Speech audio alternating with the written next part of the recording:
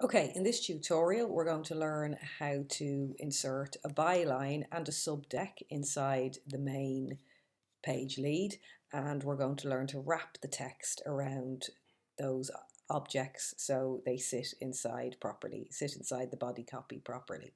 So the first thing to do is to zoom in a bit closer in your story. So if we go over here to the left-hand tools panel, I can click on the zoom tool and just zoom in till I can see things a bit more clearly. And then I'm going to draw a byline box. So to do that, I click on the big T in the tool panel, the type tool, and I'm just going to draw the box at the side of the story so I can see exactly what I'm writing in it. I'm just going to draw a little box like that, and the cursor's flashing so I can put by a reporter in here, and underneath I can put an email, a reporter at news.co.uk. And if I want to change the font that the byline is in to make them a bit different to each other, to make the name and the email a bit different and to make it stand out a bit more, if I highlight the copy I want to change, so if I highlight the reporter's name and find a bolder one, I'll use maybe Arial Black. And underneath in the email, if I highlight that copy, I can make that slightly lighter, maybe Arial.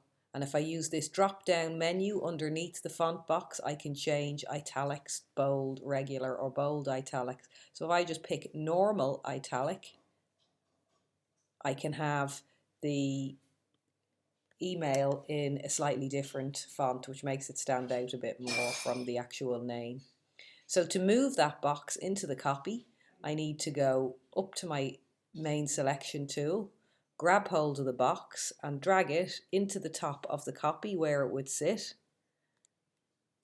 Make sure it's level with the top.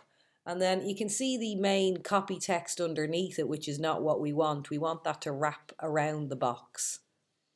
So if I then, while still on my top tool, go up to these two boxes here, the first one, which is what it's clicked on, says no text wrap.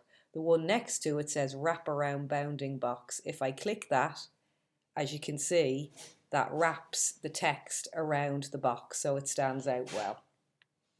I do the same thing to put a subdeck in. A subdeck is like a secondary headline and gives you an opportunity to explain the story a bit more after your headline. It usually sits just underneath the headline in a news story. So to do that, I draw a text box in the same way. I'm just going to draw it underneath here to give a bit more room. So I click back on my type tool, my T.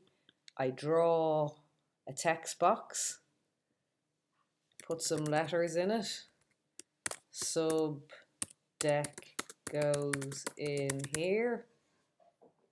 Again, same thing, I highlight it using Control A or with the mouse. Change it to a bigger font because it's quite small, so I'm going to change this to 24 point. I think that looks about right. And I'm going to change the font to Arial, like so. And if I go on my top tool now, I can move this subdeck box into the main body copy. Again, you can see the copy sits behind it, which is not what we want. So we want to do the same thing as we did with the byline. We want to click up here where it says wrap around bounding box. And again, you can see the text wraps around it. And so I've got my headline and a subdeck underneath with a byline all set in the copy. And that's what the overall page lead looks like. In another tutorial, I will be showing you how to save all these items into a library so you can just pull them straight out on the page and you don't have to draw them every time.